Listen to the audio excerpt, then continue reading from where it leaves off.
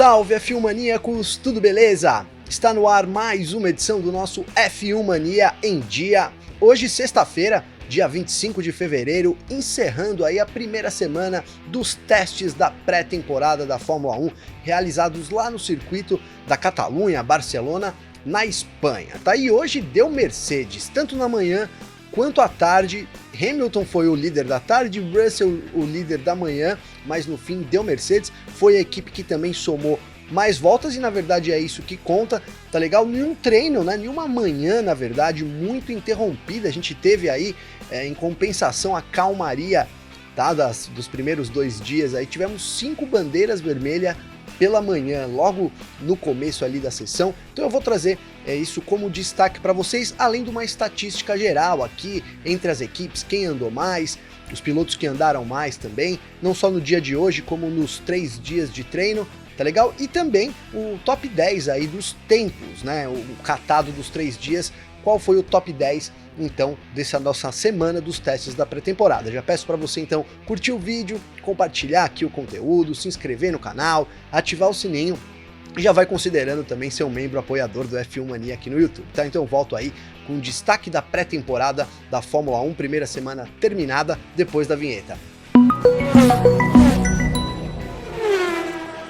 Bom, meus amigos e amigas, então é isso, tivemos aí os primeiros treinos, tudo acabado lá em Barcelona, agora a Fórmula 1 descansa um pouquinho, na verdade, ali os pilotos, porque as equipes têm muito trabalho depois dos quilômetros acumulados aí, então precisam analisar todos esses dados, claro, para melhorar então o carro ali, daqui a uns 10 dias, aí 12 dias, na verdade, a gente tem o começo da pré-temporada no Bahrein, então um trabalho corrido aí para as equipes, para poder chegar com tudo no Bahrein e aí sim partir com a evolução dos carros, tá? Então eu vou trazer aqui primeiro o top 10 das 3 dias, tá? Então o geral aí dos 3 dias, Lewis Hamilton foi o líder, marcou 1:19.138, George Russell foi o segundo colocado, então uma dobradinha aí, digamos, da Mercedes, com 19.233, Sérgio Pérez foi o terceiro com 19.556, seguido de perto aí por Lando Norris da McLaren com 1:19.568, Charles Leclerc na quinta posição, então com 1:19.689, seguido pelo campeão mundial de 2021, Max Verstappen aí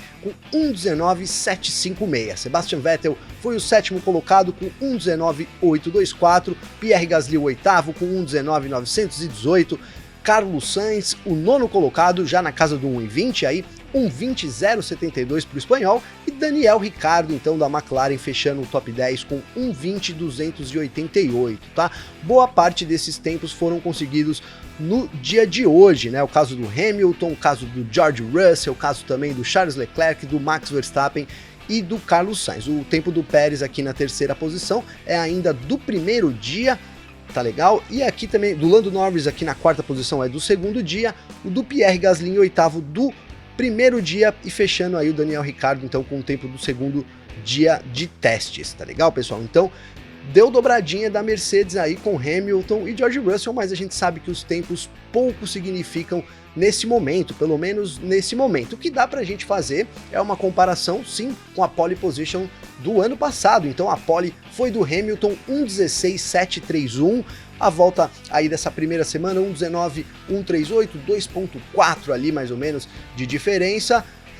Não sei, a Fórmula 1 esperava carros muito mais lentos, esses carros vão evoluir, é bem capaz que a gente chegue próximo desse tempo na pole lá na Espanha também. Obviamente vamos aguardar, tá? Então eu quero trazer agora aqui para vocês a estatística geral das equipes, quem mais rodou, quem menos rodou e, lógico, quem mais rodou talvez esteja um pouco mais tranquila e quem menos rodou um pouco mais preocupada, tá? Então, na liderança aí de quilometragens de toda a pré-temporada, a Ferrari é a primeira colocada, tá? Somou aí ó, quase 2.500 quilômetros, 2.476 quilômetros em 438 voltas completadas, e aí quem completou mais voltas foi o Carlos Sainz com 236, tá? Estatisticamente, isso daria para o Sainz aí 54% das voltas feitas, né, realizadas aí pela Ferrari durante a pré-temporada, um número equilibrado. E aí na segunda posição ali, pouquinho atrás da McLaren, a Mercedes, né? A Mercedes que compensou no dia de hoje,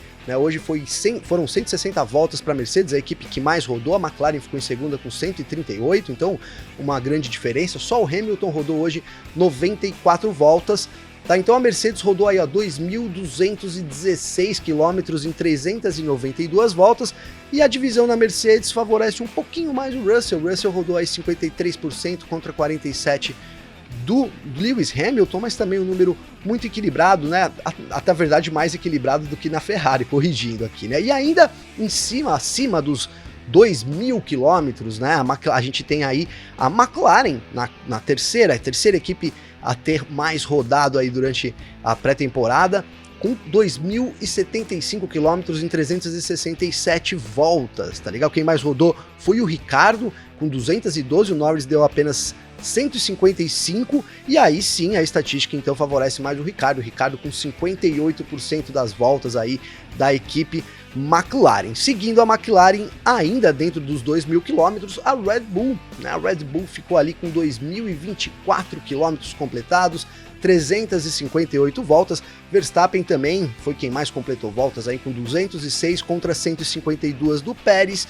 Isso dá um total de 58% das voltas completadas aí para o Verstappen. E aí a gente já cai, né, para baixo dos 2.000 quilômetros. A gente tem a Williams aí com 347 voltas, seguida então pela Aston Martin com 295, e aí, pela Aston Martin não, desculpa, pela AlphaTauri com 307, aí sim a Aston Martin com 295, seguida pela Alpine com 1.487, 263 voltas, e aí a gente entra numa zona aqui preocupante, tá? Principalmente para a Haas, além de todo o envolvimento aí da Haas, a Haas que correu na cor branca hoje por causa do ataque da Rússia ali na Ucrânia, então toda essa guerra que já está acontecendo, na verdade, isso pode trazer mais implicações. O GP da Rússia foi cancelado, foi suspenso, né? Mas por hora ele está cancelado.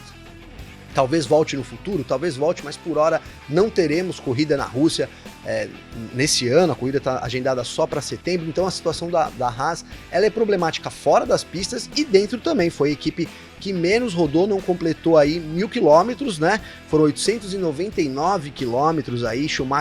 O Mick Schumacher deu 89 voltas, o Mazepin 70, é um número preocupante, assim como para a Alfa Romeo também. Então, junto com a Haas, a Alfa Romeo não completou 1.000 quilômetros nessa semana de teste, ficou pertinho ali com 989 voltas. O Zul completou 112 dessas voltas, o Bottas 54, Robert Kubica 9 voltas. Na estatística aqui da Alfa Romeo, dá 64% das voltas aí completadas pelo Guan Yu Zhu, o chinês, o único estreante do grid, mas a situação realmente é preocupante para a Alfa Romeo. Mas agora falando especificamente do terceiro dia de treinos, então a gente teve ali, né, um começo agitado, depois logo foi seguido por bandeiras vermelhas, tá legal? Então aqui para mim não esquecer, ó, o Alonso teve problemas ali hidráulicos, o carro dele pegou fogo, trouxe a primeira bandeira vermelha do treino livre.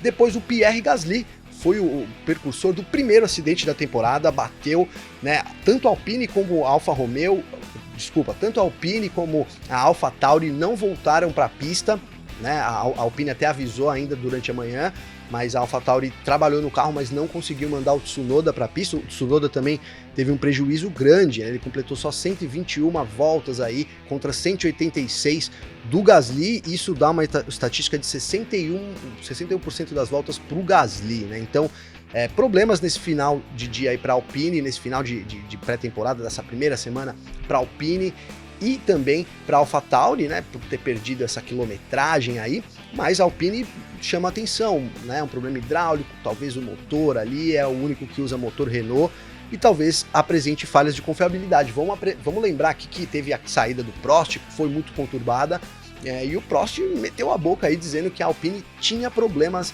né, detalhes sérios que precisavam ser corrigidos aí com relação à confiabilidade. De certa forma, no último dia isso veio à tona aí com essa explosão, digamos assim, do motor do Fernando Alonso. E aí o Guan Yu Zhu, então, ele trouxe 2 bandeiras vermelhas seguidas, né, ali também parou na pista, foram, né, erros pessoais aí do piloto chinês. E para fechar o dia de bandeiras vermelhas, Sebastian Vettel teve problemas mecânicos também, saiu muita fumaça do Aston Martin ali, do Vettel, né? Então, olho nessas equipes aí, porque tiveram problemas no fim da temporada, além das equipes que não conseguiram acumular tanta quilometragem, que certamente vão sofrer aí, não tem tantos dados, não tantos programas completos aí de teste para poder analisar nesses dias que antecedem essa semana de testes, então, que vai acontecer no Bahrein, e essa sim com transmissão aí do F1 TV Pro, imagens rodando à solta, bem diferente do que aconteceu nessa semana, tá legal, pessoal? Então, esse é o grande resumo aí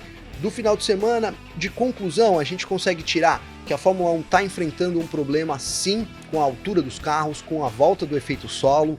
Os carros estavam quicando muito, né? Não era o caso especificamente de Mercedes, o Williams, mas que sim, quicavam mais menos do que, por exemplo, a Ferrari, do que, por exemplo, a própria Red Bull, a própria Alpine, como a gente viu ontem. Então, esse é um problema que a gente deve enfrentar na temporada, a gente não sabe como isso vai ser corrigido, as equipes têm um tempo para trabalhar ainda e corrigir isso, e também, né, o Norris já avisou aí que, na opinião dele, os carros não vão conseguir seguir de perto um ao outro, né, que era uma grande promessa para esse ano, mas que ele acredita que isso não vai conseguir, não vai ser possível da forma como a Fórmula 1 imaginou, e também o DRS com o efeito solo aí, ele acaba tendo uma anulação, o ar acaba entrando por baixo ali e atrapalha também no DRS, que era o artifício ali que os pilotos usam, né, e vão tentar usar ainda em 2022 para poder fazer as ultrapassagens, né, serem favorecidos nas ultrapassagens. Claro, não tem nada definido, isso são algumas opiniões, né, algumas conclusões que a gente consegue tirar dessa primeira semana. A gente tem, vou relembrando, mais 10, 12 dias aí pela frente, até os treinos começarem no Bahrein, e aí sim, depois do Bahrein a gente parte para a semana seguinte, dia 18, então o grande prêmio, né, do Bahrein, e aí lá as coisas vão realmente estar valendo. Então as equipes têm um bom tempo para poder trabalhar aí em possíveis defeitos que elas tenham encontrado nessa semana. Mas é isso, Mercedes lidera no quesito tempo, que pouco significa. A Ferrari foi muito bem, né, a equipe aí que mais rodou na pré-temporada, então obviamente ansiedade máxima aí dos torcedores. A Red Bull teve problemas com o Pérez, mas dá para dizer que foi uma semana tranquila para a Red Bull também, um problema de câmbio ali afetou o Pérez, mas foi só também, então sorrisos aí nessas equipes, assim como a McLaren também. Não dá para dizer o mesmo, certamente, de Alfa Romeo e Haas, mas Aston Martin, Alpine, aí AlphaTauri também dentro de uma boa média aí para pré-temporada. Legal, pessoal? Então, esses foram os destaques aqui dessa sexta-feira, tá? A gente entra agora aí no feriado, né? Então, desejo para vocês um bom feriado, um bom final de semana, e a gente está de volta aí na quarta-feira, então, com o nosso F1 Mania em dia, tá? Peço que você que ficou comigo até agora, gostou aí dos números, gostou aqui do nosso canal, né? Então curta esse vídeo aí, dá aquela força pra gente, compartilhe o conteúdo, inscreva-se no canal e ative o sininho e considere ser um membro apoiador do F1 Mania aqui no YouTube, né? Então você já curtiu o vídeo, compartilhou aí o conteúdo, já é inscrito, já também já tem o sininho ativado, então o próximo passo agora é você se tornar um membro apoiador aqui. Você vai apoiar o nosso time, claro, e também vai receber benefícios exclusivos, tá legal, pessoal? Então é isso, eu volto aí na semana que vem, bom final de semana, grande abraço e até mais.